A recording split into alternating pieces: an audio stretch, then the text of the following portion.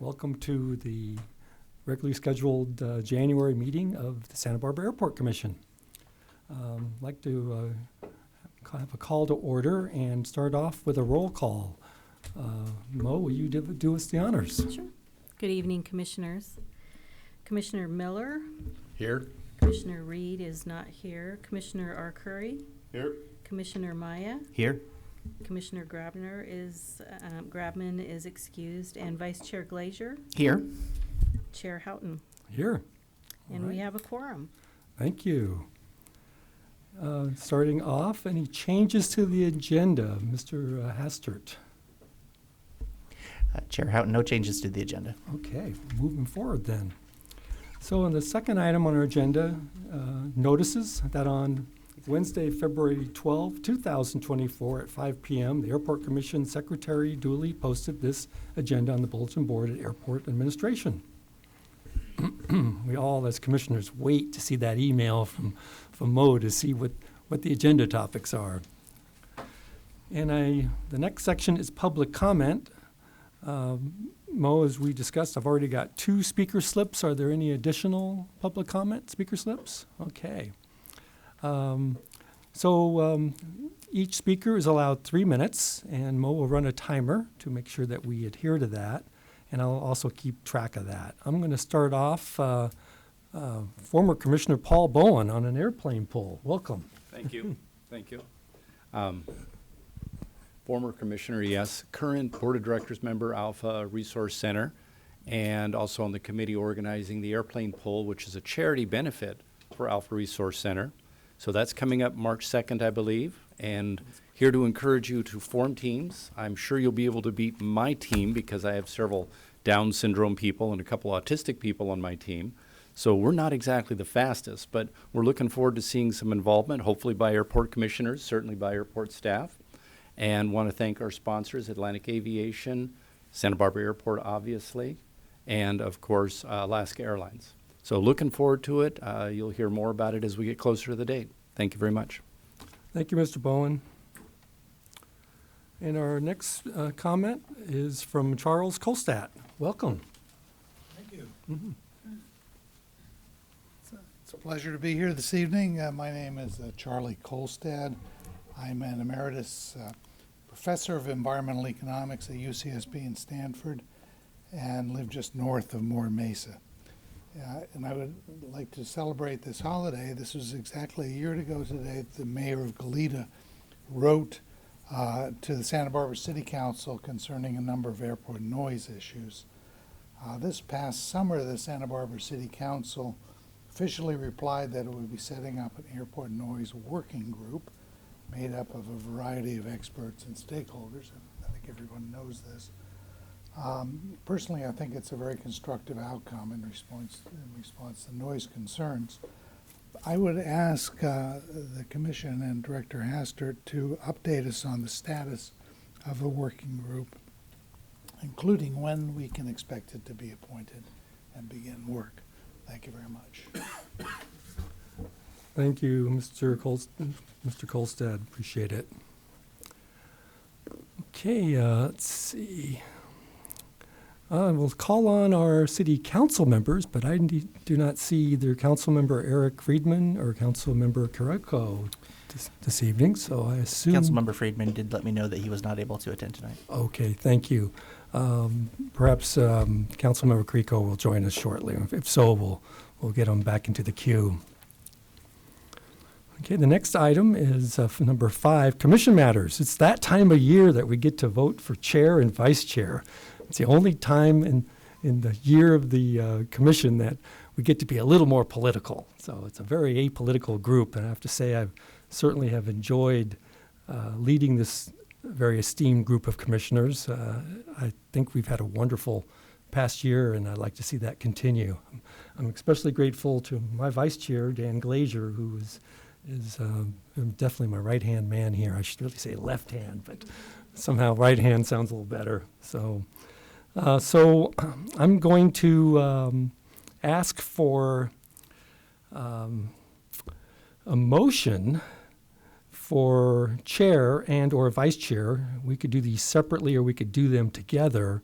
And then following those nominations, we'll open it up to public comment.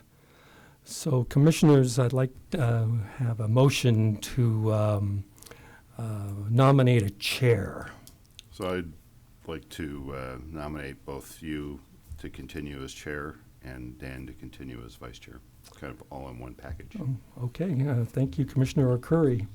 And do I have a second? I'll second it. Seconded by Commissioner Maya. Thank you. So that means we take a vote. And so the commission has recommended that I will continue as chair and Commissioner Dan Glazier as vice chair. All in favor, please vote. Aye. It appears to be unanimous. Very good. So for the record, Mo, the motion did pass unanimously for Dennis Houghton to continue as chair and for Commissioner Dan Glazier to continue as vice chair. I forgot to mention doubling what you get paid for this. Oh, yes, good. Okay, we went from a nickel to a dime, so, great. Yes, and free water, yes. Okay, thank you, gentlemen. The next item on the agenda is the airport director report. I call on Director Hastert to provide such report. Thank you, Chair Houghton. Just a few items, a couple of fun items. One is, Paul already mentioned, is the plane pull. And Angie also mentioned to me that they're going to be even more involved this year with Alaska Airlines and their staff over at the terminal prior to the plane pull with a disability experience event hosted by Alaska Airlines staff. It's a private event, but if you have anybody who is interested, you can reach out and we can see if it's something that we can give you the information you're looking for. As of January 1st, I am now the president of the California Airports Council for a year. It's going to be a fun year, which means they will also be hosting a meeting here in Santa Barbara. And so the California Airports Council the membership includes all of the commercial service airports in California, and all of their directors, including myself, are board members of that group. So I've been a member since 2009 when they formed, but this is my first chance to be participating as their president, so I'm honored to be able to do that this year.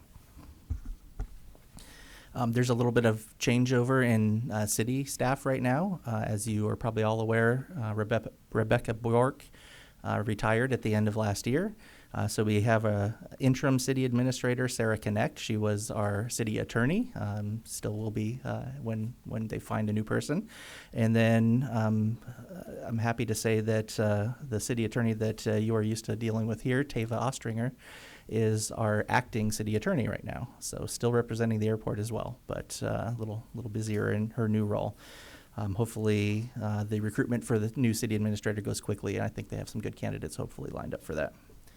I wanted to give a quick update on a few projects that may seem like they're not moving forward, and I'm glad that Mr. Kolstad brought up the working group because that was actually on my list. So I'm happy to report that the heat is back on in the terminal. So we had issues with the terminal boilers that had to be replaced. They were a long lead time item to have delivered and installed. I don't think they're fully up on all of the automated controls, but they're on a manual switch, so we can switch it on and off until that is done in the next few days. But very happy to report, especially with the cold weather we've been having, that we have heat again.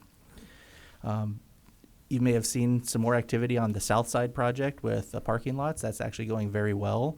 Our contractor reached a small stumbling block with an SCE meter that needed to be removed, and through our connections at Sustainability and Resiliency, the other city department, they were actually able to reach out and make that happen very quickly. So that's a good partnership we have with other departments.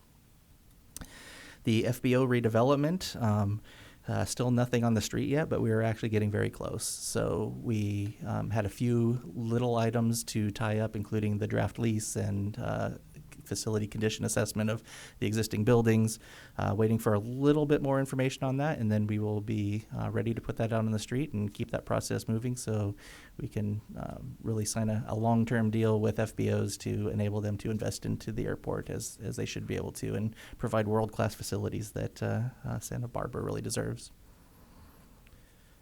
General Western Aero Hangars, we do have our report back with different options that required a little bit of look at CEQA as to the impact of those different options.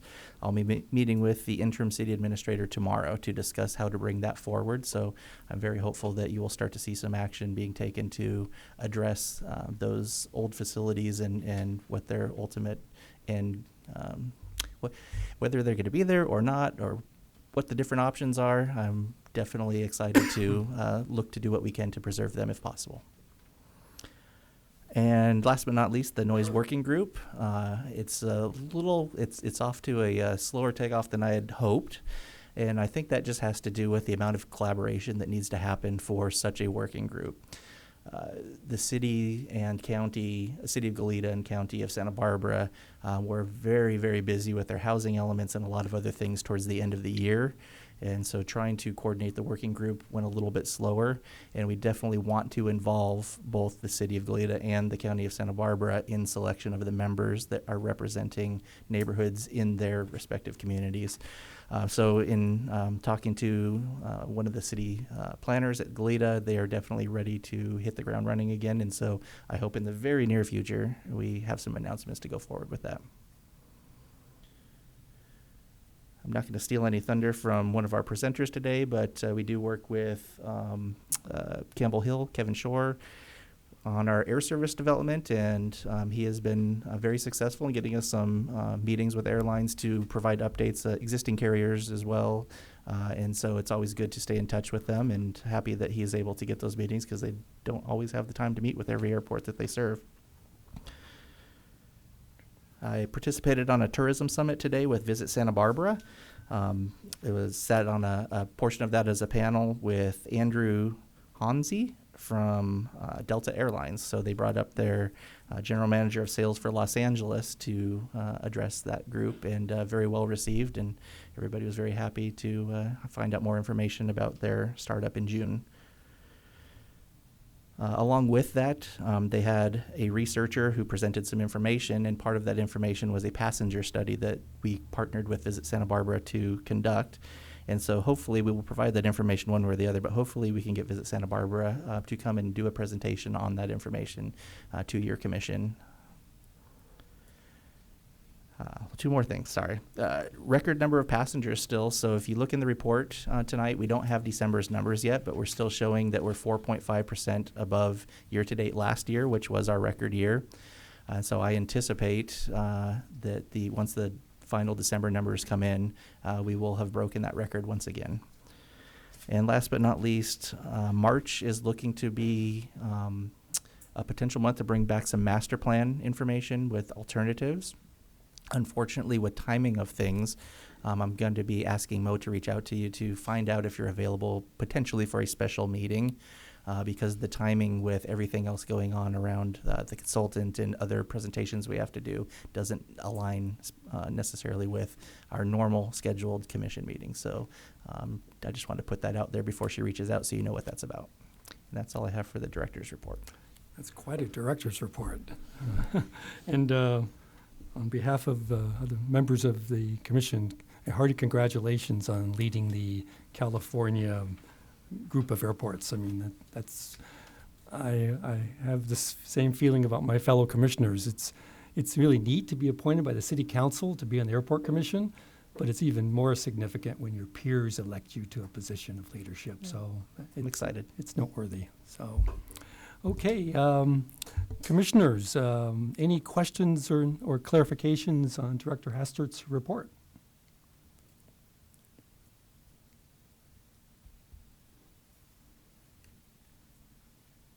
If I can just make a quick comment. First of all, congratulations. I think that's amazing to see. And then real happy to see you working with Visit Santa Barbara and some of the data that they've got. I think that there's an enormous amount that we can do there. So good job, both of you guys. Thank you. Thank you. It's a good partnership.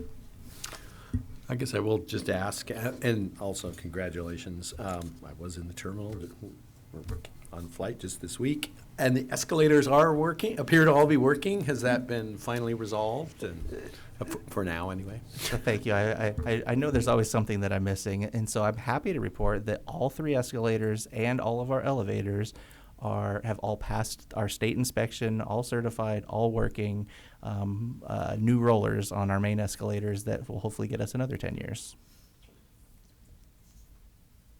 Where are the 3 escalators?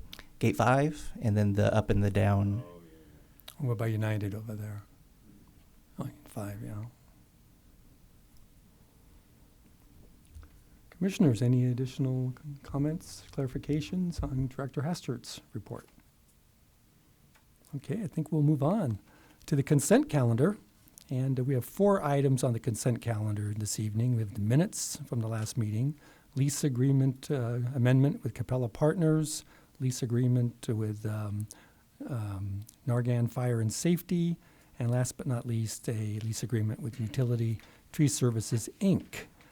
Asking the commissioners, do you have any questions or clarifications about any of these consent calendar items? Vice Chair Glazier. Just wanted to make sure all of these on a per square foot basis are all in line with our standards that we've set forth, correct? That is correct, and these are all, I believe, these are all existing tenants with renewals, with the exception of Capella, who is an existing tenant but expanding their space.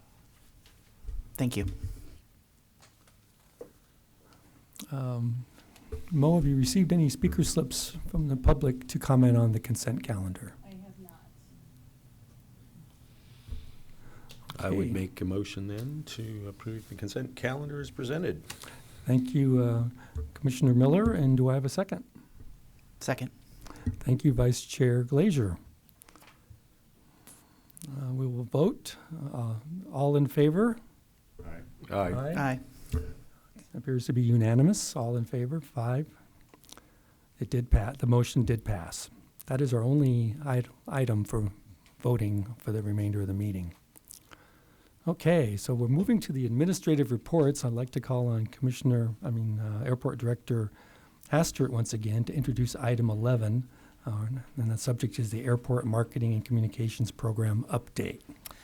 Thank you, Chair Houghton. I'm actually going to pass this over to Angie Doss to introduce this item and provide an update on the marketing program. Thank you. Good evening, Commissioners. I'm happy to be here with you all tonight, so thank you for being here. As many of you know, within the marketing division, it's probably pretty obvious that we manage our marketing and communications program. But what might not be so obvious is how complex, how important this work is to the success of our airport, how much research and strategic planning goes into this program. Some of you have gotten the privilege to meet our wonderful consulting agency that we work with on this program. Kim Hilltack and her team help support the airport and the staff, myself and Lauren, within the division and the rest of the staff here at the airport in these efforts. They're going to give you a presentation about what we did in this last fiscal year, a lot of the data around the success of the program, and give you some examples of what that looked like. And then what we have planned for this next year. There's some exciting things with Delta coming, with a new concept and whatnot, and how we're going to develop and grow that rigorous program. So she'll give you that presentation. But one of my favorite things that we got to work on this last year was a 3-part video series, a marketing effort for the airport. And we did this in collaboration with our projects and program team here internally, and then Kim and her team helped us manage the process, and we also hired a professional production company to come onto the airport grounds. We were over in the terminal with all the lights and the cameras and all of that. We had Chris there. We had some of our community partners there helping us tell our story. And so it was a 3-part series. One's a brand message, type commercial advertising video for the airport, for a commercial air service, really. The second is talking about the economic development and the opportunity that the airport brings to the community. We had the Chamber, Direct Relief, a local tech company, and Alpha Resource Center that came and helped us tell that story. And then finally, we also had a video done around the terminal improvement project, telling that story and why that project's really important. Some of the community partners that helped us tell the economic impact story also overlapped and helped us tell the story of why the terminal improvement project was so important. At the end of Kim's presentation, she's going to give you a little glimpse of the terminal improvement project video. Most of the videos are around 3 minutes, but we're cutting them down so we can put them on different platforms and utilize it. So what I'd like to do is actually, before Kim steps up and does her presentation, is show you the 30-second cut of the brand video that we did.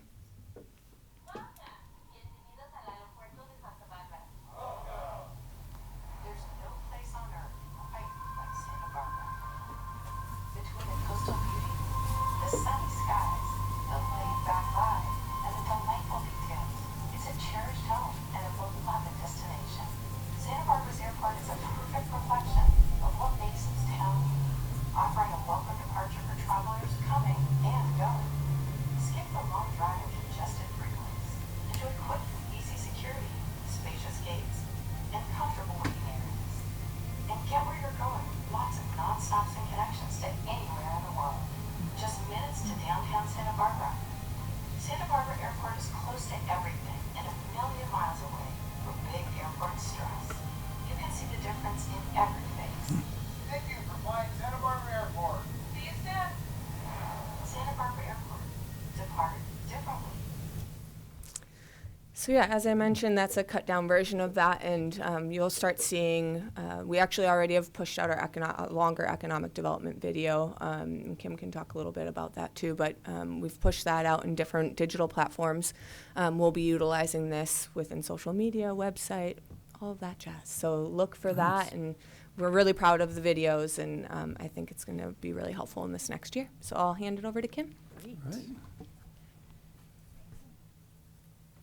Well, good evening. Thank you, Chair, Commissioners, and SBA staff for having us tonight. Let me grab my pen. So this was, I just want to dovetail on something Chris said. This is that beautiful footage that you saw of the vineyards. That's another example of our fantastic partnership with Visit Santa Barbara. They, lent us their B-roll, and then we obviously did quite a bit of shot some footage as well, but that partnership just continues to grow, and it's been really important to us. So what Chris Vargas, our media director, and I are here to share is our mid-year review on the fiscal year 24. So we're just going to take you through. We'll spend about 10 minutes talking about our objectives and strategies for this fiscal year, the mid-year recap and what's on the horizon for the second half of the fiscal year on the media side, also social media recap and the horizon for that, and then we'll talk a bit about the most exciting thing I think happening this spring, the Delta launch. So jumping right into our objectives and strategies, our marketing and communications objectives, these are always submitted in advance and documented with the city. We shifted them. We had, the objectives were pretty similar over the last 3-4 years because we kept chipping away at them. But as we saw, record passenger growth, and got more and more research about the airport and better knowledge about our passengers, we modified our objectives. So we want to generate increased use of and loyalty to Santa Barbara Airport among residents of the catchment. And that's an important change, is the addition of loyalty. What we found in the research was people love Santa Barbara, but with the data that Kevin shares with us a lot, we're leaking passengers. We all know that. So we really wanted to shift our mindset to not only encouraging people to try Santa Barbara, but more so give us more share of their travel. So that was a tweak that was really pretty big for us and very important this year. We also want to start to position SBA as a global brand offering global connectivity. This objective was set before we knew about Delta, but we know we're one stop to anywhere in the world. And you look at things like leadership on CAC, Angie's board position with SWAI, the airport is really elevating themselves and their staff. We are a global brand, and it's important that we position ourselves that way. And then also to create new and nurture existing community partnerships, resulting in that enhanced public perception and overall awareness. We really see that community pride plays a lot into people's choice of the airport. So there's three strategies that really guide our programs. We leverage paid media to build awareness and preference among likely travelers, and Chris will talk about that. It's really about eliminating waste. We prioritize media partnerships that pass actual booking and revenue data to SBA. You know, I think we all know airports don't close a cart. We don't actually sell anything except parking, and you know, so.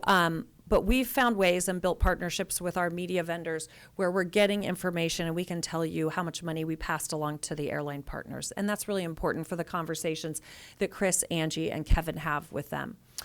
We also use social media to reinforce that access and ease of use message that our research tells us over and over is what sets us apart, and to position SBA as that valuable community asset and global brand. We're using the VSB research that just wrapped. We got our final report at the first of the year, and we are moving into really diving into that research. And in the coming months, you'll see a fresh creative campaign for the airport that's really rooted in that. So next, I want to introduce Chris Vargas, our media director. He's going to take you through the media recap, and then we'll wrap up with social and Delta. Good evening. It's excellent to be here and to share these results with you. It's always fun to come and share good news and just give you a peek behind the curtain on the work that we do. So I want to start with just, a flow chart. I know it's a bit of an eye chart, so I apologize for that. But we essentially have a 12-month media program that, as shown with the dark blue lines across the top, it really provides always-on coverage, continuously throughout the year. And then as we are leading into peak travel seasons, we create larger media impact periods by adding additional tactics and media partners. So again, as people are actively planning their outbound travel, we want to make sure that we are on their radar and actively trying to build that consideration and get them to choose us. So the fall media flight, which just concluded in December, that was really aimed at driving holiday travel. As we look ahead to second quarter, that spring media is really aimed at driving summer travel.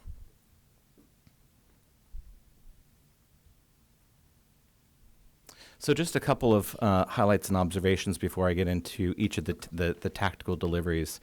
We are seeing very strong audience ad engagement with our programmatic digital display banners. And that's important to sort of point out because this tactic really accounts for the lion's share of our impressions in the market. These are digital ads that are served to in-market audiences who are actively looking for outbound flights from the region. So we're looking at search activity from SBA, our competitors to the north, our competitors in LA. We want to make sure that if anyone who is living in the catchment area is searching for an outbound flight from any of those airports, we are actively messaging to them. So that's where the lion's share of our media is focused. What we're seeing is a 0.09% click-through rate on our digital display ads, and that is right in line with industry averages for this tactic. I'd like to point out we have achieved higher click-through rates in the past when we have included smaller ad units that are more consistent with something that would show up on a mobile device or native ad units that appear as content on websites. So we saw a lot of really positive engagement and a lot of resulting click volume, but what we didn't see was that the site engagement that we would have hoped for, it was not commensurate. And so we modified our ad unit mix so that we could really capture more higher quality clicks. So again, we're getting people who are really interested in SBA. Additionally, we're able to track site engagement and map it back to ad exposure or ad engagement. And in the fall campaign, we were able to track nearly 126,000 SBA website page visits, again, that can be directly attributed to our paid media. And then finally, we are seeing a really strong video completion rate on skippable ad units. And what this really tells us is our audience targeting paired up with the messaging that we're delivering to them, it's resonating. They have the option to skip ahead on those units, but 80% of our audiences are actually letting them play through to the end. So that's really great. Down at the bottom, you can see that I'm referencing Expedia. Now, we've been partnering with them since September of 2020, and they have consistently, been an important partner to us. One thing that is important that I point out here is that as Southwest passenger share has grown, it has resulted in fewer transactions that are occurring in the OTA environments. And the reason for that is that any bookings with Southwest, they have to be done directly on their site. So we just don't have the ability to account for any of that data. Nonetheless, that program continues to mature, and every single ad dollar that we're spending in that environment is returning a positive ad spend. So I referenced on the screen there, 1743. Every single dollar that we spend in that environment is generating $17.43 for our airline partners. So this slide just captures all of the campaign deliveries. We won't spend a lot of time on this, but the gist is from July 1st through December 31st, the campaign generated about 4.5 million impressions and just over 3,700 clicks through to SBA's website. Just at the top, Sojourn, you see that's our programmatic media vendor that specializes in travel and tourism. And what's unique about them is they maintain first-party data sharing agreements with airlines. And so the benefit to that is that we can get real-time search data. So we can see exactly where people are wanting to go and where they're searching from. But also, more importantly, through that partnership, we can get booking data back. So we can quantify the business that's resulting from that partnership. Additionally, you see Expedia there in the middle. That's an always-on program. So again, 12 months of continuous coverage. And then NewsHawk is, you're familiar with. It's a local online news source that we partner with just to create general awareness in the market. So some of the business results here. In the middle, you can see 1,493 outbound tickets. Again, I think there's, the caveat that I'm going to continue to reference here is that this does not include any of the Southwest booking data. So these are, underreported results. Nonetheless, from the data that we get, we can say nearly 1,500 outbound tickets booked as a result of our paid media programs that generated $687,000 in revenue to our airline partners. Through our partnership with Expedia, we do get route level data. And what we like to do is provide this to the team, both through the lens of nonstop routes and then also connecting routes. And so our top nonstop routes by tickets sold, here on the screen, you see San Francisco, Denver, Seattle, Portland, and Phoenix. Year over year, we're also looking at the fares. Last year, when we met, we were talking about a sharp increase in airfares. As we look at the fares this year compared to last, they're just down 1.2% in this environment. So at least they've leveled off. As we're looking at the top connecting routes, what we see is Newark, Boston, Nashville, Chicago, and Honolulu. And again, at the top there, you can see that those routes have dropped by 11.3% in the Expedia environment. So the creative performance here is really based on the programmatic ads that are served through Sojourn. Again, that's the largest scale, so that really makes the most sense as we're looking at impressions served and then also clicks generated. So that program generated more than 2,200 clicks to SBA's homepage. We did have two different messages in the market, which are shown on screen during the fall campaign. First one on the left there, it says Easy Airport, Easy Choice. That one generated a slightly higher click-through rate, 0.1% versus the 0.09%. So, it's a negligible difference and slightly higher click volume. Nonetheless, the one on the left did, slightly outperform the one on the right. I mentioned on a previous slide that we're able to match page visits to users who engaged with or were exposed to our fall campaign, and that was about 126,000 page visits. If we were able to break it down by the content that they're consuming on the site, the number one section of the site are the flights, right? So they're looking at airline carriers, nonstop destinations, the flight schedules, which is really important in that sort of consideration phase. So they're spending time on the site, they're visiting multiple pages to learn more about SBA. And then we can also get some additional booking insights from our Sojourn partnership. And a couple things that I'd like to point out here. In-market audiences who are exposed to our campaign are showing a higher likelihood to select SBA over the competition. So we're seeing a just shy of 20% conversion rate. They're choosing, SBA at a higher rate than they are the competitive set. Next in line would be San Luis Obispo at a 12.3% conversion rate, and all of other competitors are at less than 9% conversion rate. So what that tells us is our advertising, when we are connecting with audiences who are actively in market, our advertising is helping to sort of close the cart in our favor. We also have the ability to look at some markets in cases where people are not choosing SBA. And the top 3 destinations for, on the nonstop side are Las Vegas, San Francisco, and Phoenix. And there's an important asterisk on the Las Vegas. That's our Southwest service, so those numbers are not included here. So I think that's overstated, but nonetheless, this is what they see, so it's important that we sort of, share that out. And then finally, the last bullet there is nearly 55% of the bookings attributed to the fall campaign did occur in November or December, which is right in line with what we were trying to accomplish by driving holiday travel, followed by 19.5% in January. Everything, the other percentages across all the other months are, very, very low. So we really are impacting that 3-month period.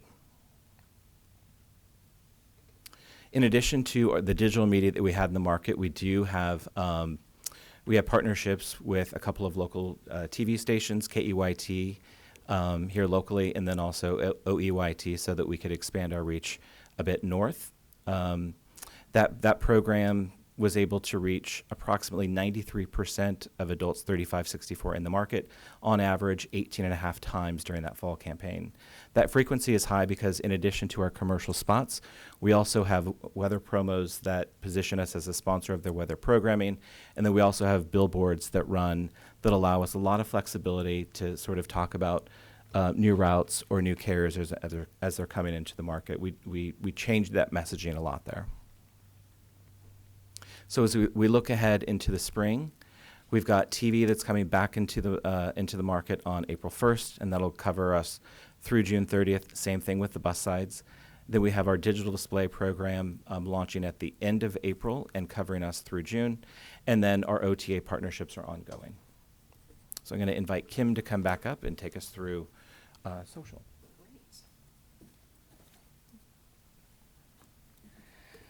So just to provide a quick recap on our social media, so Lauren Gonzalez on the SBA staff and Caitlin Skordalakis on my team partner on the social media program, and it's really blossomed in the year that Lauren's been here. So it's been a really wonderful partnership. Twitter, we actually saw a 4.7% increase, and with everything that's been going on at, X, it's kind of strange to see an increase right now. That we've seen people kind of dumping out and some cleaning up of lists. So that's been really promising. 5.5% increase in Facebook. On the like side, followers up 3.7%. So people are really followers are really important in that particular category. And Instagram, a platform that's actually really hard to recruit followers, we see 22% increase. So I've been very pleased with this program, particularly as we get into engagement, which I'll share in just a couple slides. The strategy that I shared earlier for social media, just to remind you, was we plan to use social media to reinforce the access and ease of use messages and position SBA as a valuable community asset and global brand. So social really is a workhorse in our program. The tactics we use is, number one, we're looking to increase loyalty and brand affinity for SBA with social media. We want to build support for the Terminal Improvement Project, and then also develop that global brand and connectivity strategy. So when we talk about increasing loyalty and brand affinity, the looking at local pride, that manifests itself in posting like about the Mayor's Award recognizing our commitment to advancing access and equity for people of all abilities, using beautiful shots of the terminal, creating a Mindfulness Monday by the water fountain, and highlighting our participation in the Lemon Festival. When we talk about routes and ease of use, if you scroll through our socials, you'll see us using our route map quite frequently. It's really important people understand you can get there from here. So there's nothing, everyone in my office knows there's nothing I love more than a route map. So they make my day. So we see a lot of route maps. We talk about welcoming back Delta, highlighting our specific routes. And we also try to highlight 2 featured nonstop destinations every month with things to do and things like that. Lauren has worked really hard to really bring Reels to life. Reels is a product of Instagram that really helps with their algorithm and has really helped with our growth. So we've added in music and, looking at the holiday decorations, holiday caroling, therapy dogs, FAQs. Somehow we made a litany of holiday FAQs interesting by putting them in a reel and with some music. And it was a very high performing post and really important. That people see that. We also want to continue to feature high-performing content like the Sunflower Program, employee posts like Angie's appointment to the SWAI board, our Employees of the Month. Those all get a lot of engagement. We did want to share with you the top 3 performing posts right here from the last 6 months. We say it's fun, informative, and proud because that's what all of these have in common. Collectively, these reached 9,600 people and had 520 reactions. That's really great because these are all organic posts. The number 1 post over the last 6 months was Welcome Back Delta. People were very excited about that, highlighting on that routes, ease of use. Service dog training. People, I tell you, if you want social media, dogs, babies, and firefighters. So, and maybe a nonstop to Atlanta. And then additional high-performing posts. Anytime we feature our terminal building, people love the architecture of this building, and it makes me happy because the airport terminal belongs to the community, and I think they really see that. Then we move on to building support for the terminal improvement project. Our firm has worked with airports on major projects, and we know the ups and downs of that for the passenger and for the community. So it's been really important to us that we work closely in getting the community ready for this. So we have plans to show behind the scenes images or videos of the project as it's moving along, and these are long range plans for us. But even when we did the meetings where the community were invited to participate, we talked a lot about that in social media. We plan to invite the media for a hard hat tour and also film our own short hard hat tours to share on social so people are privy to what's happening behind the scenes. And we'll also start sharing the new terminal improvement project video as when the time is right. And I'll play that 30-second version for you now. The Terminal Improvement Project is really designed to maintain our ease of use and passenger experience here at Santa Barbara. We're going to add boarding area so there's more seating space for our passengers. We're going to improve the ticketing check-in area. Being able to find something good to eat, not being crowded, making it through security quickly and easily. It's going to have that accommodating feel, providing that high level of service that we intend. I think the Terminal Improvement Project will just bring it to that next level. And the longer form version really highlights individuals with disabilities and the access that will be enhanced. There was just a lot of community support that came together to make this video come to life. And we can make sure they're all posted on YouTube so we can make sure you all have access to see all that work product. And the last social tactic and strategy and tactic I want to talk about is the global brand and connectivity strategy. One thing, we always try to make all of our vehicles, as Chris was saying, every single vehicle we work on, we try to make it do at least double duty, if not triple. So what we were finding is through social media, reporters are tasked with generating so much content and the churn is so heavy for them. They're lifting content directly out of brands' social media feeds and running it. So we started to look at our social content a little differently and make sure we're providing enough information that if they ran with it, they'd have what they need, or it's enough to make them call Angie and get a little bit more info. So that's just something in the back of our mind as we do that. We also want to reinforce that elevated position within our industry, which I mentioned earlier, what things the airport's doing, activity in the industry, and things where we're on the leading edge. If there's an environmental program we're working on or anything that we're doing that just trying something new, we want to make sure that the community knows about that. We'll continue to share a route map with connections, and that's really important because with the Delta launch, and our existing one-stop international routes, we truly are one-stop to anywhere in the globe. We had during the panel today, Delta and Chris brought up that just that nonstop to Atlanta connects you easily to 30 international destinations from Santa Barbara. I mean, that's incredible, and that's, the exciting content we want to be sharing. So that leaves me just to my last slide is the Delta launch, and I'm sure Kevin has a lot more exciting things, or at a minimum should get a round of applause when he comes up. But gate launch events will take place. We're working with Delta on those. Service starts June 7th. There will be paid media to support the routes using air service incentive dollars. Chris and I are working on that program right now with Angie and the Delta team. And as I said, we will reinforce that connectivity in social media. There's already been a nice strong booking start for that route, and I'm looking forward to hearing more about that. So before I turn it back over, are there any questions on anything Chris or I shared today? Yes. I think you touched on slide 15, the last bullet point, but are you from the OTAs, are you getting the data that would show you the time difference between booking and arrival or departure? Yes. Are you able to graph that and then show it over time just to see? We get it every single month, and I could probably ask for like a 6-month report that sort of shows what that trend looks like. Okay. But we're typically in about I think about 39.4 days. Okay. From search to booking, and then travel. No, I think that's actually booking to travel is 39.4 days.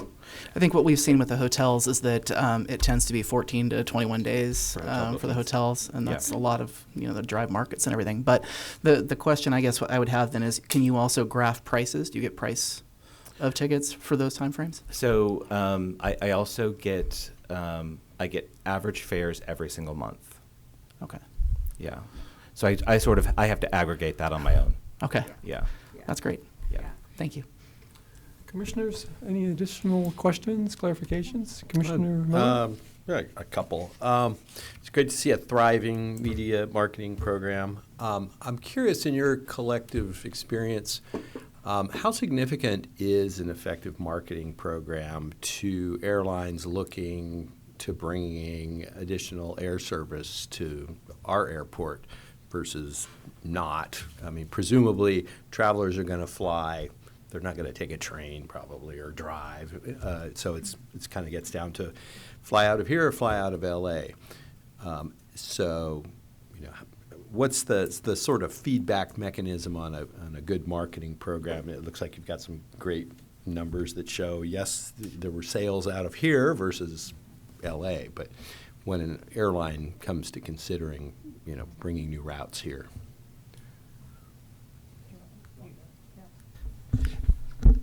Thank you, Commissioner Miller. I think it's very important. So when you have a new route that is being established, you want it to be successful. The hardest part is getting the word out in the beginning. If people have their travel habits and maybe haven't heard the announcement of Delta coming back, that's less people that are exposed to it. So as the route matures, it becomes a little bit less important, but that's when our meetings that Kevin schedules at the airlines is most important, because we meet with those airlines and we actually say, okay, which ones of your routes do we need to focus a little bit more attention on? And they provide very active feedback as to which routes are doing well and maybe don't need as much support, and which ones are a little bit on the lower end for load factor or other things. But specifically to new routes, it's very important because they need to get that word out there and start those pre-sales of those tickets before the route starts. And if you're not actively flying, they don't see the airplane coming over your head with a Delta on there. You might not remember until it's already started, and that's too late. Well, I'm more specifically asking, in terms of their considering bringing new route service here, I guess obviously, it's important that existing routes are really successful, I suppose, but does marketing have much of an impact on new route? So The considerations for. I would new answer that with service. a yes as well. So we have an airline incentive program, and that consists of a few different items, and all of them are equally important. So it's fee waivers. So for new routes, we're able to waive some fees, and marketing is a key portion of it. There's a significant expense to start up a new station with equipment, personnel, training, all of that. And so the more that we can show to the airline that they would be successful early on, the better, and marketing definitely plays into that decision. Yeah, and if I would just add, I've sat through many headquarters meetings supporting airports in these conversations, and I think simply showing an airline that the airport is investing in having the community view the airport as the airport of choice, and driving passengers and constantly seeing that passenger growth, it proves your case. It's just another point, another exhibit A, exhibit B, when you're saying, you know, we're investing constantly in our airport and making sure people are aware and choosing us, whether it's for existing service or new service. And I'll add, you know, our airline partners are great partners, but when in the grand scheme of things, 3 flights a day for Delta is not really much on their grand scheme of how many flights that they have. Sure. So they're really relying on us to know the local market, to understand how to best market those flights. Their team does a lot of marketing, but it's not targeted marketing that we are able to do here. All right. Well, great. That's all excellent news. One quick question on a number you threw in here on TV partnerships. I'm just curious how you came to this number where you say the program reached approximately 92.8% of adults 35 to 64, an average of 18 such times. I would not have thought that 92.8% of adults even watch TV. So what's the actual base number there? Yeah, so we base that off of Nielsen ratings, and so they look at, you know, the amount of time that you have in market. They look at your, you know, your spot frequency, your spot placement, and so they calculate a reach by station, and then we can combine that across both of the stations to come up with a cumulative number. So it's all audited by Nielsen. So that's 92% of viewers of those stations. It's 92.8% of the universe of adults 35-64 in this market. And we are specifically targeting programming that is most likely to be viewed live. So it's all news placement. So yeah. Okay. Of viewers in that market of those stations. In this market, right. Okay. Thank you. I have a specific question about your partnership with Expedia and how that works. It sounds like they provide some useful data, which is important. What's the user experience difference between our partnership with Expedia versus not having that partnership? Like, do they tend to drive results for searches to suggest Santa Barbara Airport as an alternative, or how does that work? So there's organic sales that are occurring, and then there are sales that are being influenced by our paid ads. So in the Expedia environment, when someone starts their search journey and they're, you know, searching for flights out of SBA or the competitive set, we start populating. You know, on screen we have digital display ads that are following that user throughout that experience. It tends to be a lower funnel tactic. So users who are going to that environment are generally ready to book.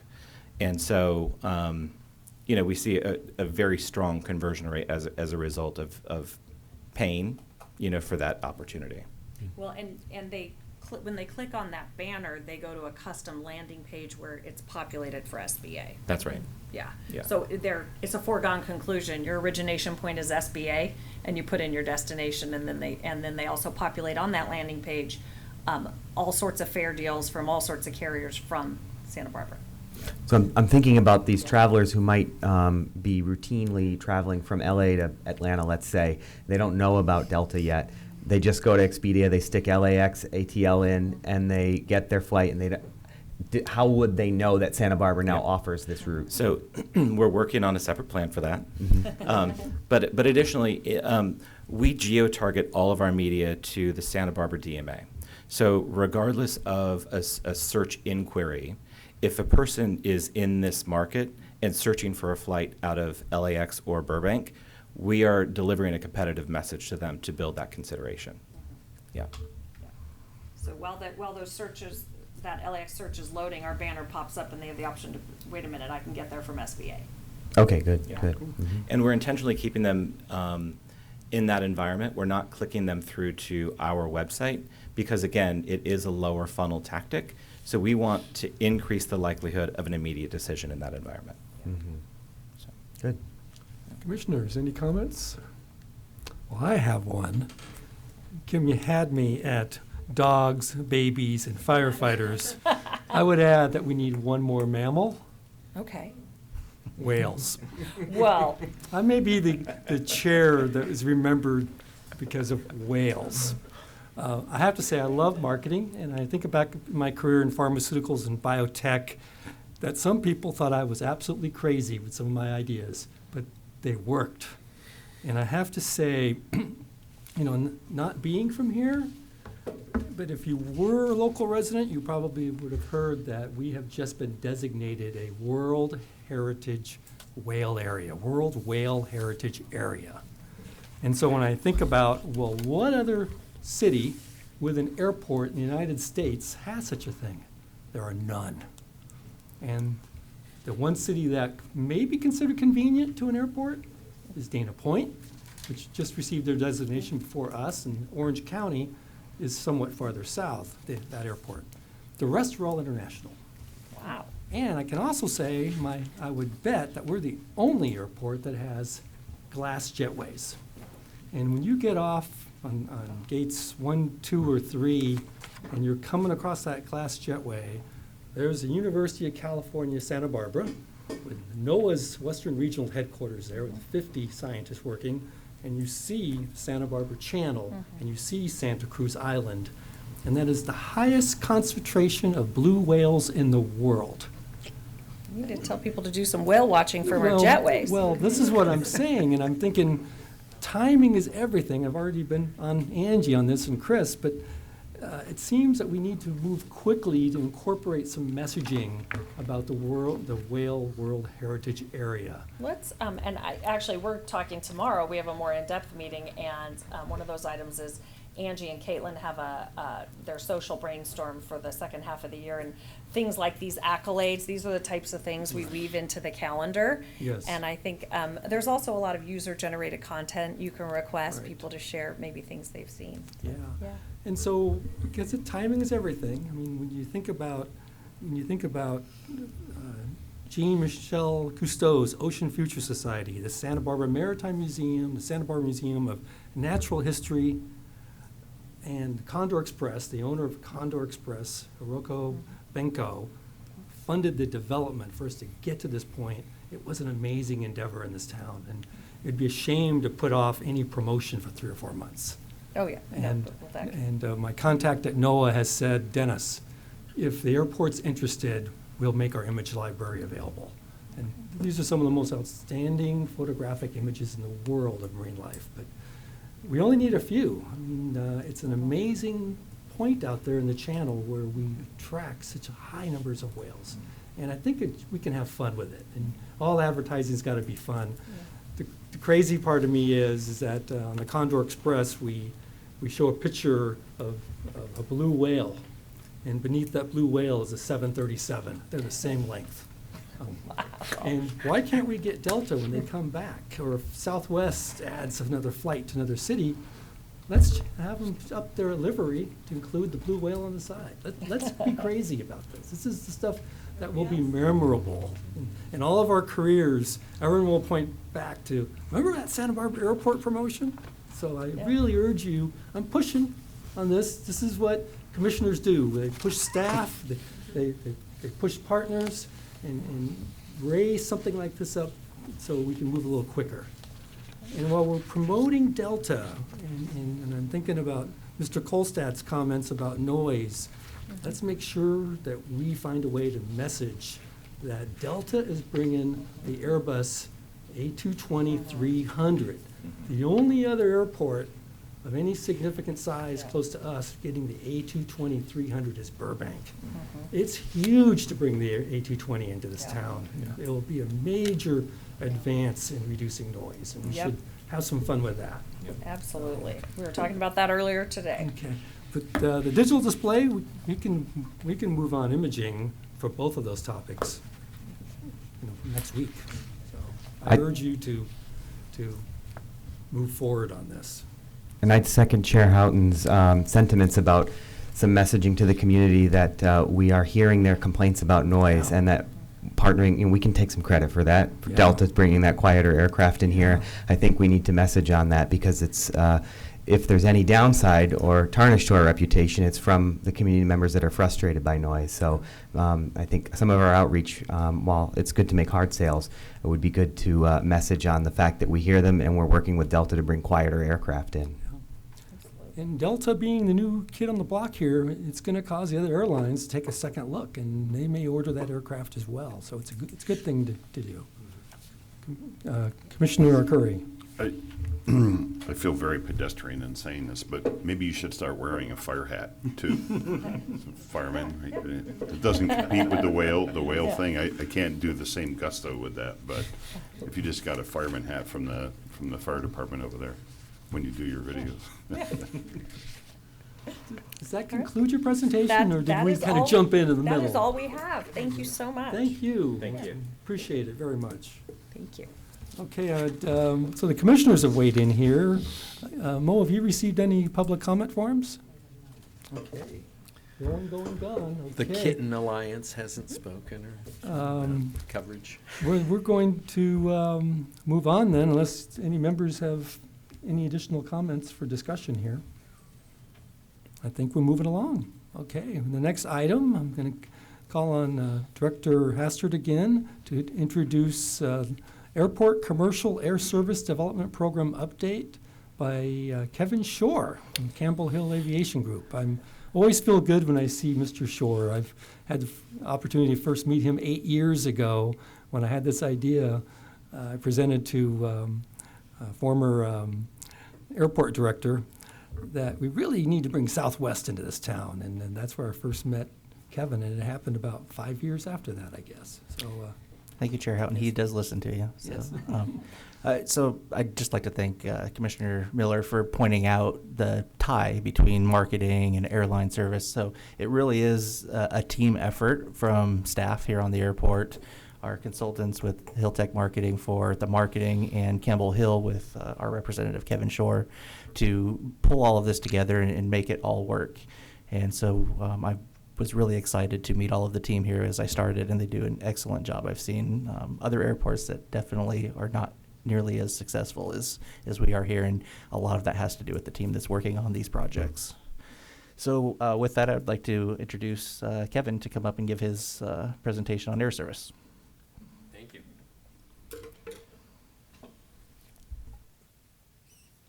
I don't have videos, but I do have route maps. Okay. Yeah. So thank you very much. It's good to see you all again. It's been a little over a year since I was here. Definitely have a lot to talk about, but I will try to keep it a little shorter than last time. So we're going to talk about recovery and COVID-19 recovery. We're not going to focus on it like we did last time because, as you all know from the monthly passenger numbers, we're way beyond recovery at this point. And we're very fortunate to be in that situation because not every airport is right now. We'll talk about the current state of air service here in Santa Barbara, what's changed since I was last here in December of 2022. We'll do an update of our leakage analysis, talk about how we're using cell phone data, which we talked a bit about last time, but now we've got some really just more exciting and interesting things to show you. We'll talk about our priorities going forward. Yes, I will talk about the new Delta service as well. Of course, happy to take questions after, and as I always say, if I throw out any air service jargon that anyone doesn't understand or abbreviations or things like that, please feel free to stop me. It is 7 p.m., so I apologize. We are going to have some numbers, but we'll get through them as quickly as we can. So looking at seat capacity here in Santa Barbara, month by month compared to that same calendar month in 2019, we're doing really, really well. So the dark blue line that you see there is our comparison by month for Santa Barbara to that same month in 2019. So you could see for December of 2023, we're up 23% versus December of 2019. The U.S. average is only up 2%. For January, that number should actually be 64%. We're up 64% for January of 2024 compared to 2019. The average U.S. market is up 4%. So again, we're doing really well. If you look at our seat recovery and growth compared to other Southern California airports, by far we're doing the best. The runner-up there, Long Beach, is only up 37% compared to the for January 24 compared to 2019. And then if you look at airports like San Diego and Los Angeles, they haven't even recovered to those 2019 levels yet. And the same holds true in terms of us leading the pack if you look further later in the year for June of 2024 compared to June of 2019. And this is just capacity. If you look at O&D demand as well, we're also leading the pack compared to 2019. And that, yes. Thank you. So O&D demand, those are all the passengers starting and ending their trips here at the Santa Barbara Airport. So it's effectively our traffic minus any connections, which we really don't get.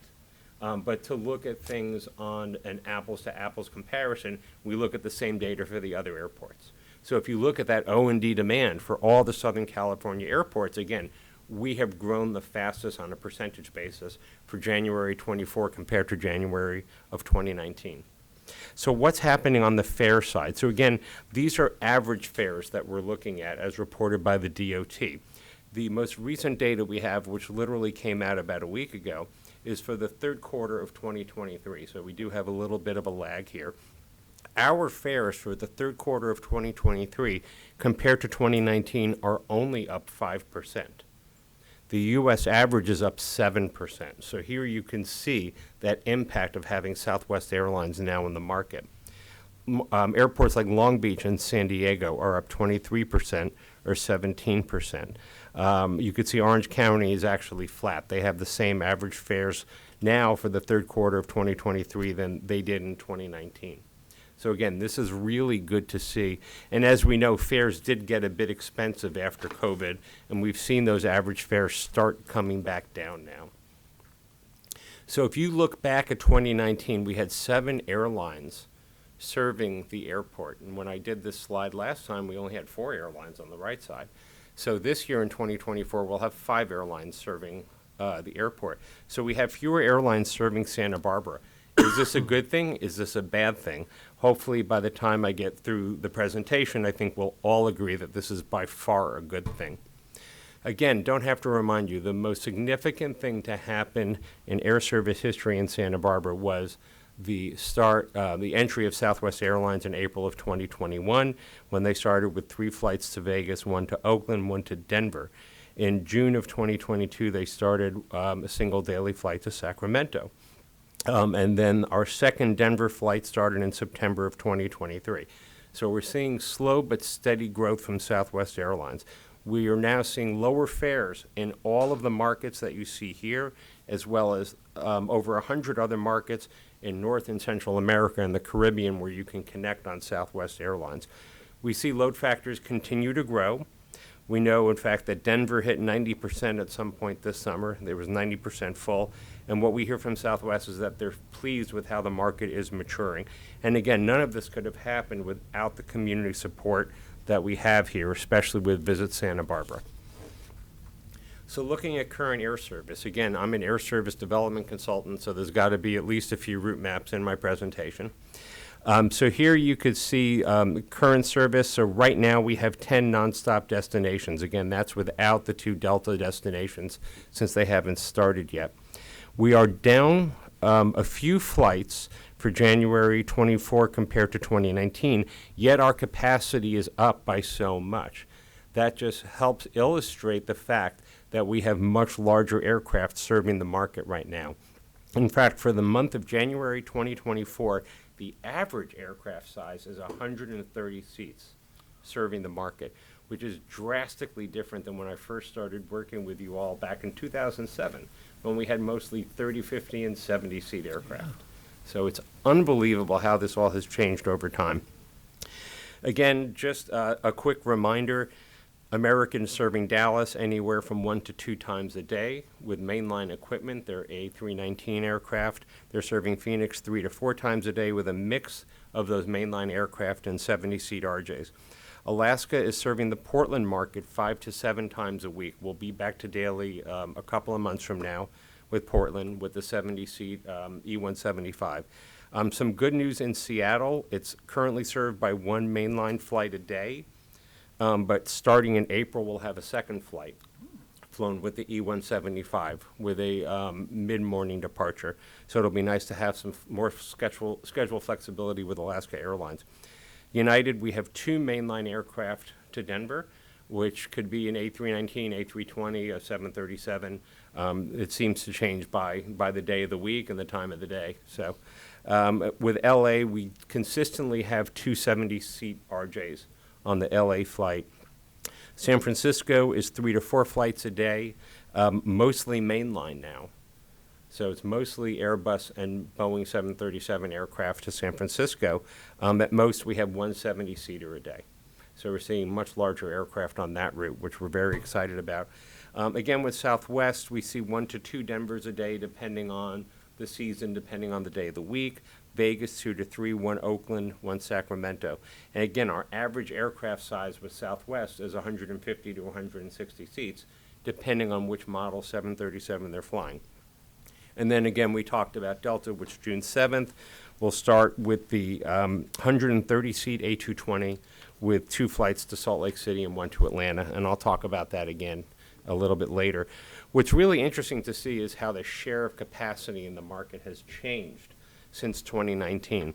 So you could see back in 2019, United had about half of our capacity, American had about a quarter of our capacity. Now with Southwest in the market, all of a sudden the number 1 carrier with 40% of the seats in the market is a low-cost carrier. United is still the largest legacy or network carrier with about a third of the capacity, American with 20% of the capacity. And again, even though these carriers' share is down, overall seats are up significantly, and everyone has grown in terms of their capacity. So just some have grown faster than others, basically. And now if we look forward to June of 2024 with Delta in the market, for June, Delta will have 10% of the seats in the market. Now, again, they won't serve the market for all of June. If we look at July, for example, they'll have about 12% of the market. So again, seeing some significant shifts in terms of market share with Delta starting that service.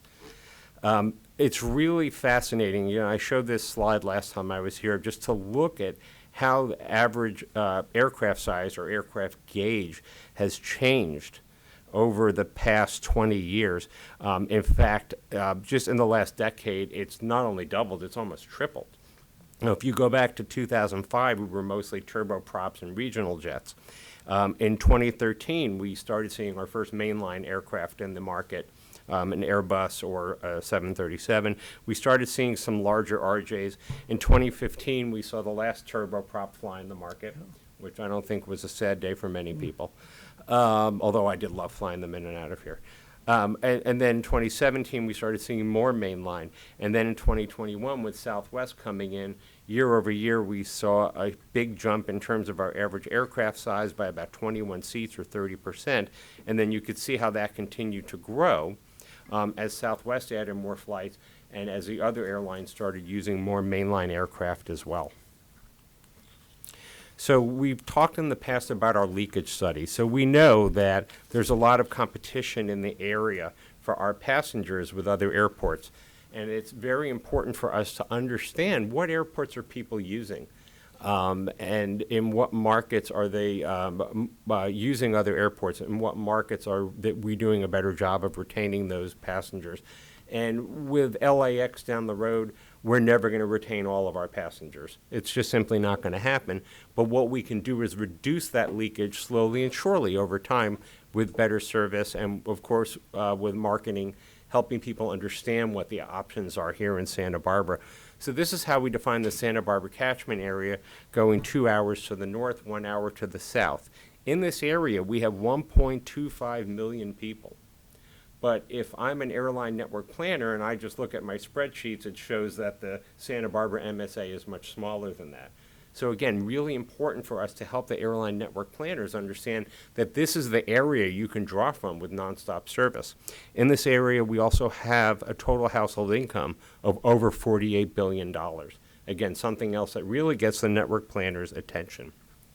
When we talk to airlines that also serve San Luis Obispo, what we typically do is take out the zip codes that are closer to San Luis Obispo than Santa Barbara. So we use a little bit more of a condensed catchment area when we're talking to airlines that serve both, because again, they're already capturing some of those passengers up at San Luis Obispo.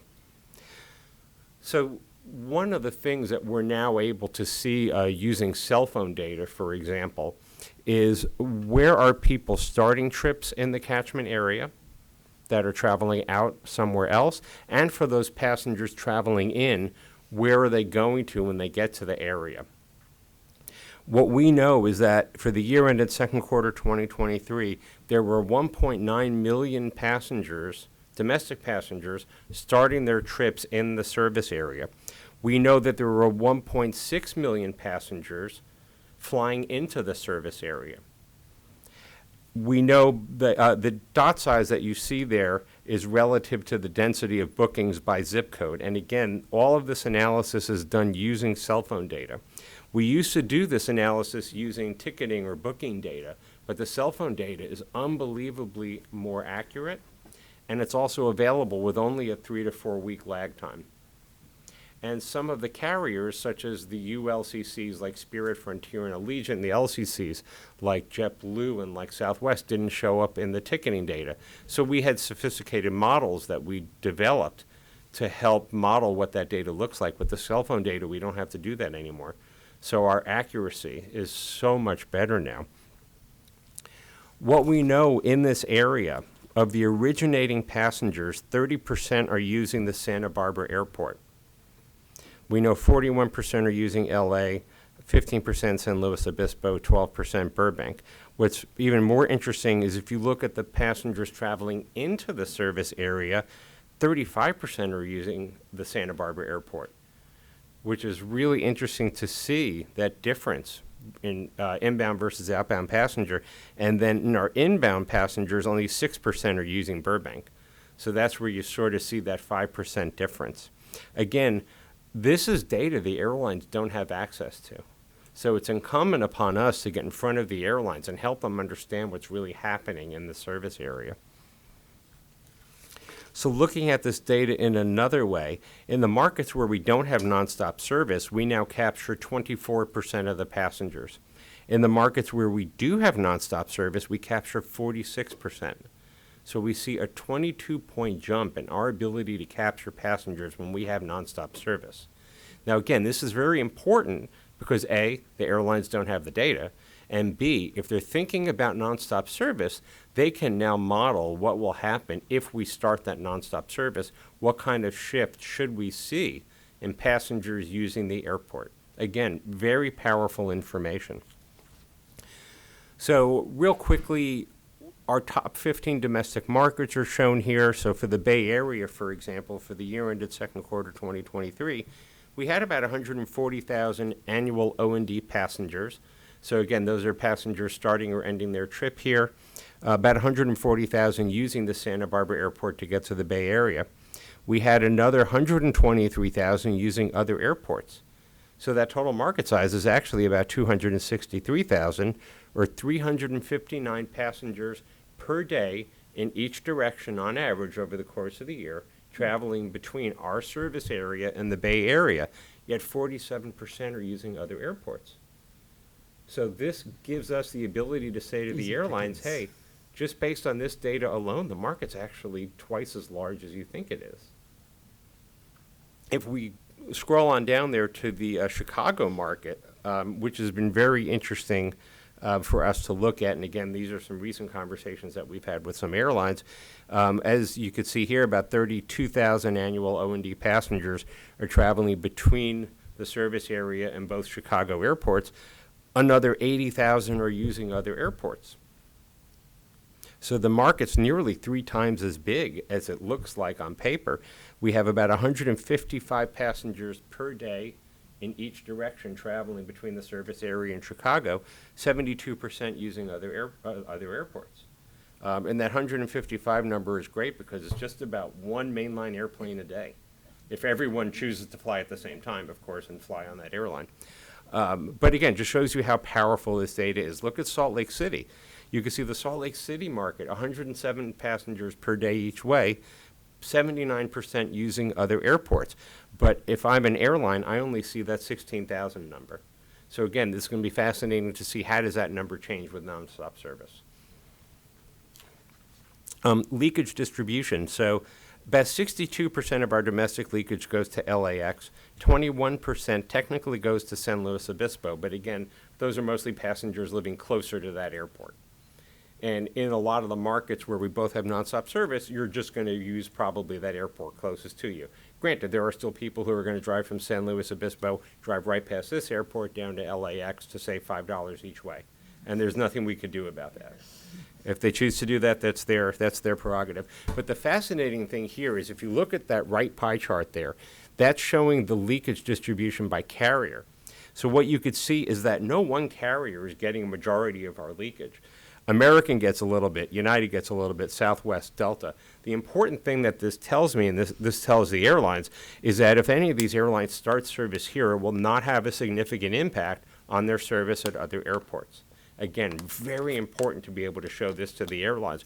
There's a lot of airports that we work with where you look at the leakage and 98% of it goes to this one airline down the street. Well, that makes it sort of tough to have those conversations. So the markets with the highest leakage percentage, Honolulu with 91% leakage, South Florida 82%, but there's Atlanta with 82%. So again, it'll be really fascinating to see after we have some data from the Delta service, how has that number changed? How much has it gone down? And we know it will go down, there's no question. And again, of all the markets that you see here, for obvious reasons, we don't have nonstop service in any of these markets right now, which is why leakage is so high in some of these markets. This is just an incredibly powerful chart because what we're looking at here, again, for the Vegas market, for Denver, for Sacramento, for the Bay Area, we're looking at pre-Southwest and post-Southwest. The blue bar is the O&D passengers using Santa Barbara right now. The green bar is the leakage.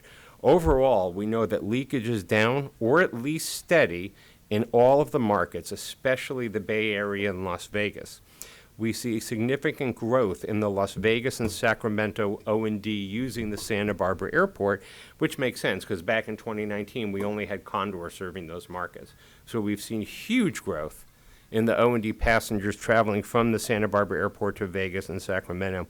We also see that the Bay Area market size, very interestingly, is actually somewhat flat, but we now see a lot more of the passengers using the Santa Barbara Airport versus driving to other airports. If you look at Las Vegas, look at Denver, look at Sacramento, the markets are up significantly. Why is this important? Because it demonstrates success. It demonstrates a response by the market when new carriers start service. And again, every carrier we're talking to is thinking, okay, well, what will happen if I start service in the market? And here we can show how the market responds. And there's a lot of times when airlines start service in a market and they don't see a response like this. So again, we can prove that with nonstop service, we will recapture some of the leakage. We will grow the O&D using the airport. The top international markets. So for us, Guadalajara is the largest international market with about 2,000 O&D passengers using the airport, another 81,000 using other airports. We have 113 passengers per day in each direction traveling between our service area and Guadalajara. An interesting market to look at is Vancouver, because if you're flying nonstop from Vancouver, you go through customs in Vancouver. So we don't need customs on this side for a Vancouver flight.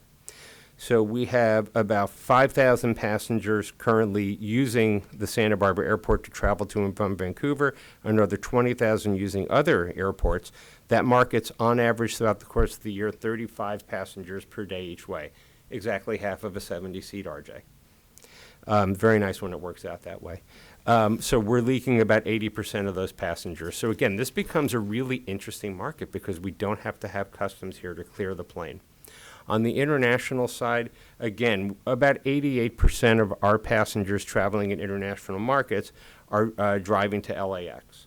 We capture about 6% of them. Again, it'll be interesting to see how much does that change with access to Atlanta, the busiest airport in the world, with connections to tons and tons of international destinations.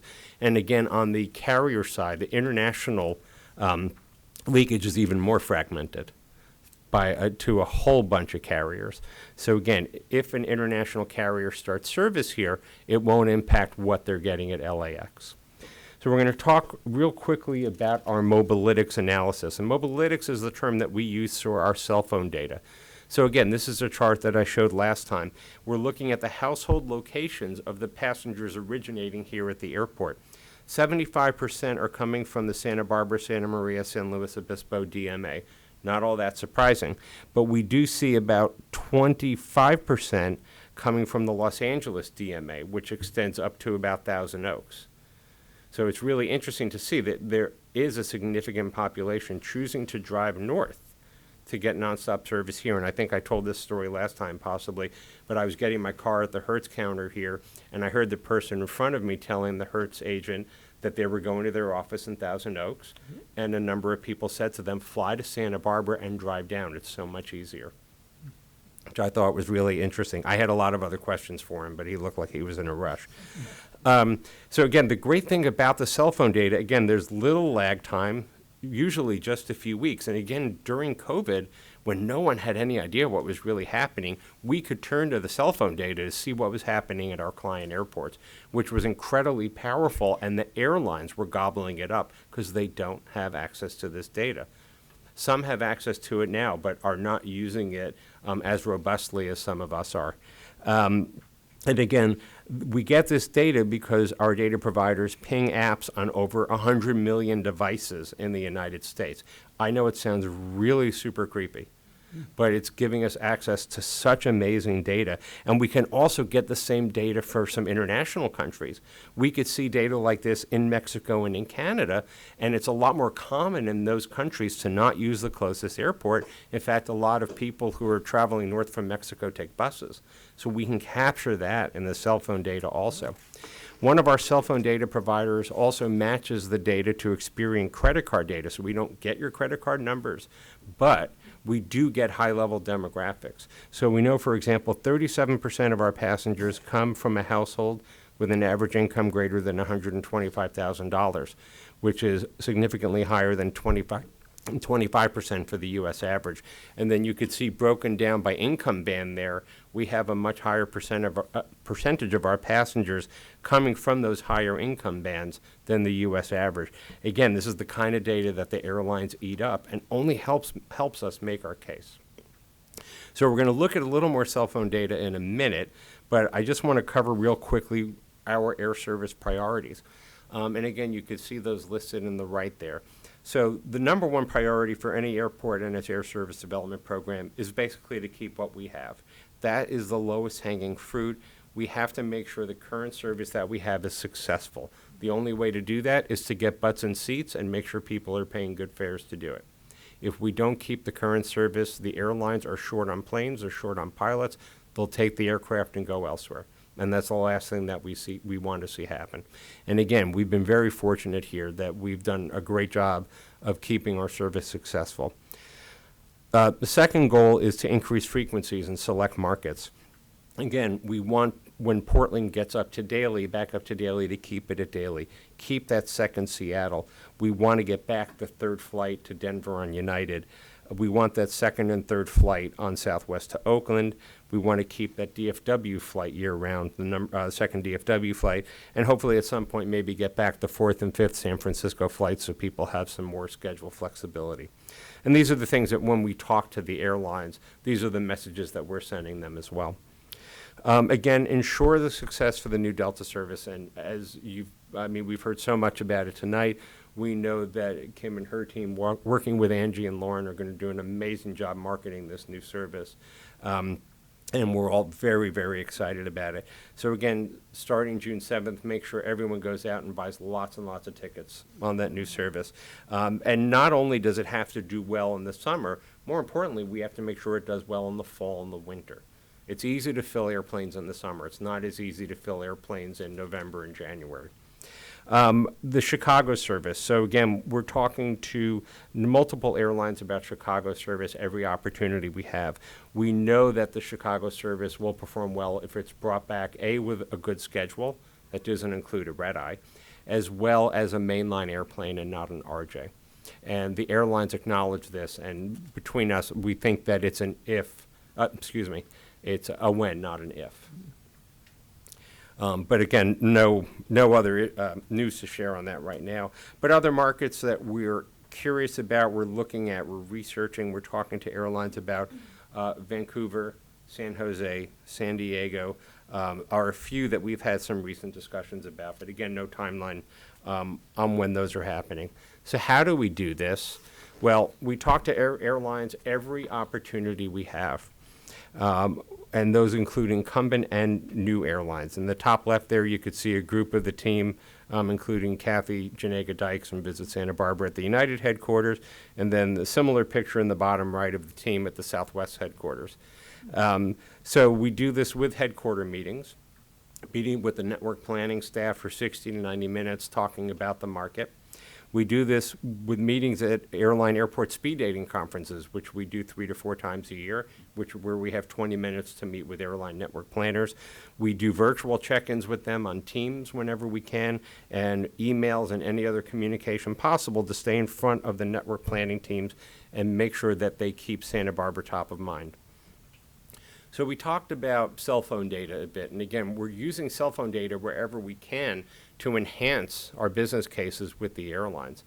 And one of the more interesting things that we did lately was looking at the Bay Area, and we've always asked ourselves, well, where are people really going in the Bay Area? And again, with the traditional data that we had, we couldn't really answer this question, not to the degree of accuracy that we'd like. Now, thanks to cell phone data, we can do this. So what we did was we split the Bay Area into 3 areas. Those zip codes closest to SFO, Oakland, and San Jose. And we included all the zip codes within 2 hours, except those closest to Sacramento. And this is a incredibly abridged version of what we looked at. But what we found was that from the Santa Barbara service area, 470,000 one-way trips were occurring between our service area and that area closest to Oakland.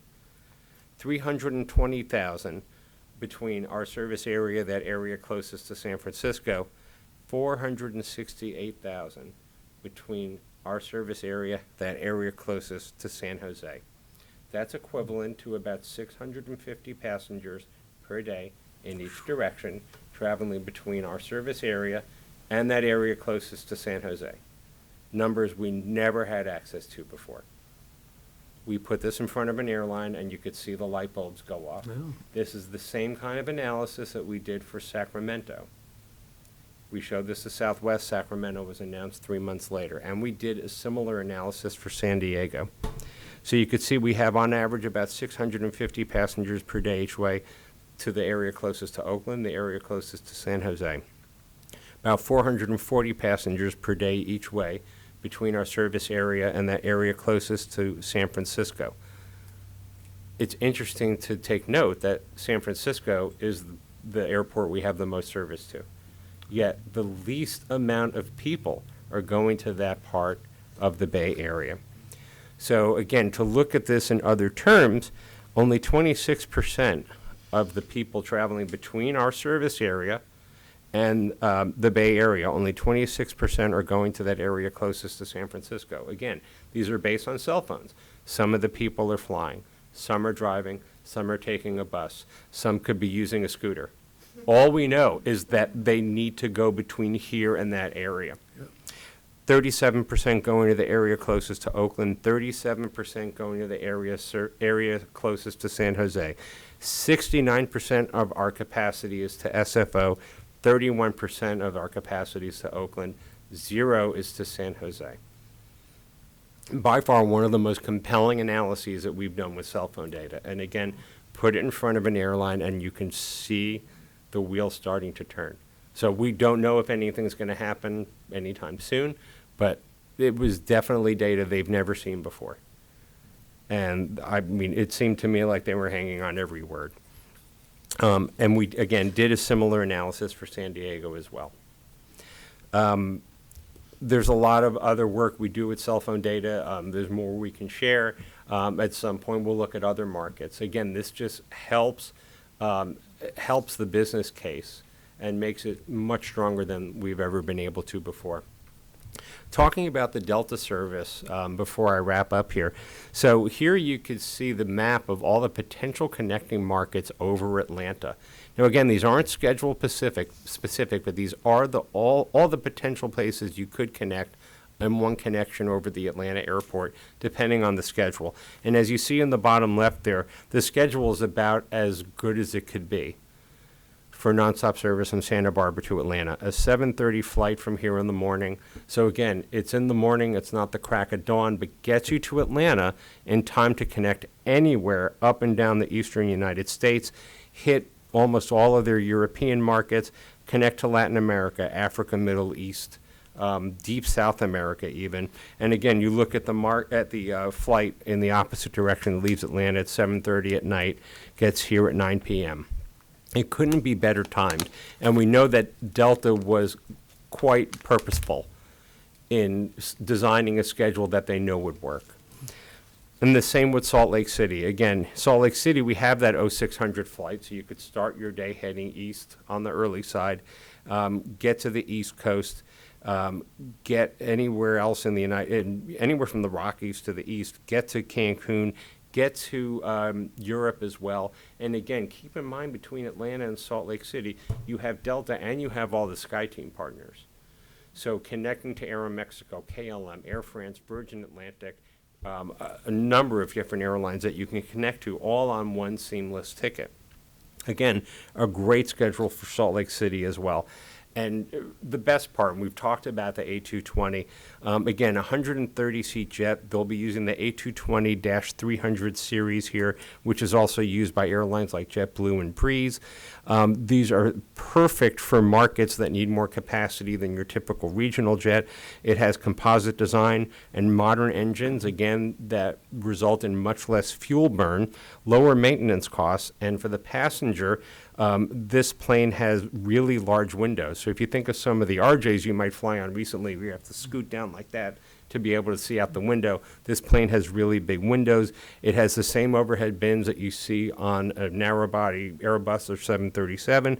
Really spacious cabin and incredibly quiet flying experience.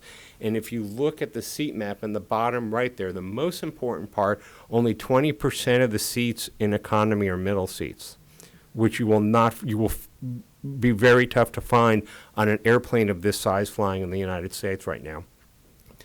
And the other thing that you have to make sure you check out when you all fly out on the first flights is one of the lavatories in the rear actually has a window where you could see outside. And with that, I finish my update. I thank you very much. But it's a great product, and I think we talked, every seat does have TVs, power, hundreds of movies, so it's going to be a fantastic product. And, you know, Southwest was a game changer in 2021. This is the next game changer for the market. Thank you very much. Are there any questions I can answer? Commissioners. It's a shame that you're not passionate about the data. Me and my cell phone are 2 of those trips per week back and forth to San Jose, primarily because we don't have service there. So I hope United or somebody wakes up, or maybe even Southwest. That would be cool. Yeah, that's impressive, very impressive. And I can imagine, leave the creepy part on the side. I mean, any of us who live in the modern world who don't know that we are the product, or just have our head in the sand. So fine, we're the product. That's cool. But when you present hard data that you can back up, that's you can say Santa Barbara's beautiful and you should come here and we got a cool mission, and that's all true. But there's the real data. So that's very, very cool. Who have we presented San Jose? Have we presented this data regarding San Jose and what was the one on the left? Oakland? Have we presented that data? Yes. We presented to an airline recently, yes. This is relatively new data that we analyzed, and we did present it to an airline. Got it. Yeah. Cool. And it was one of those, you could see everyone looking really hard at the numbers, taking notes. There were no questions. They were listening quite intently. Yeah, very cool. Good job. Thank you. Commissioners? I was interested that one of your target priorities was Vancouver, as in Canada. It's been a long time since I've flown to Canada, but what would the logistic implications of that be for checking documentation, what have you, flights coming into our airport? Well, for the outbound flights, you just have to show your passport or scan it at a kiosk when you check in. They'll also check passports on your way onto the aircraft because Air Canada could get fined rather heftily if someone gets on the plane and doesn't have valid documents. On the inbound side, it's all done in Vancouver. You basically go through U.S. Customs in Vancouver, much like you would in any other airport if you arrived in the United States. Okay, so there's no infrastructure requirement or changes required. No, it there. effectively Great. operates as a domestic flight. But the beauty of Vancouver, again, depending which airline, potentially starts the service, you can connect to pretty much anywhere, Europe, Africa, Middle East, domestic Canada, Asia, South Pacific. It's a really easy place to make all those kinds of connections. Has there been any, I guess this is just an open question, interest in getting customs service or getting airlines who are, I'm thinking of the Mexican resort towns, Cancun, Puerto Vallarta. Puerto Vallarta, which, by the way, as you know, is a sister city of Santa Barbara. So I have actually been asked several times by different members in the community, including Direct Relief, specifically related to cargo, about customs. It's a challenging thing to look at. It requires a lot of space, and the customs facilities, it's a book about this thick of what you have to provide. And we struggle to provide enough space to our airline partners as it is to try to put a customs facility in would be very difficult, but something that we're still, keeping the opportunities open if there's a creative way to do it.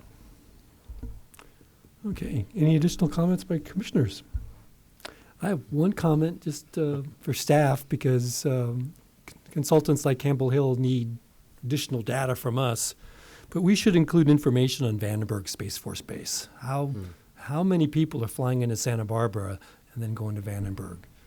SpaceX alone in 2025 will have 100 launches. That's 2 a week. Wow.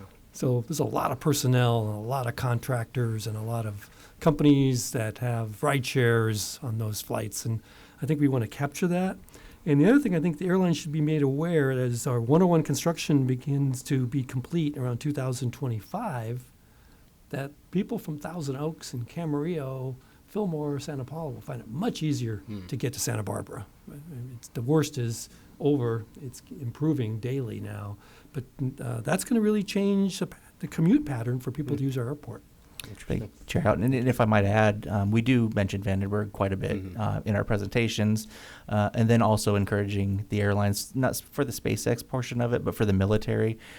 There's a city pair program that the military has, and they put it out, and it's actually through GSA, and the airlines have to bid on those routes, and so we encourage them to bid on those routes that come up as well, including the top destinations for Vandenberg, which is San Antonio, Florida, a few other locations, Washington, a few other places that they go to on a regular basis. Good.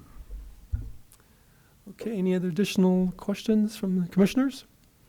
All right, Mo, do you have any public comment cards? Okay. If there are no more discussion requests, I think that we can move on. No motion or vote here. And it is 7:43. I think I'm going to go ahead and adjourn the meeting. Thank you, everybody.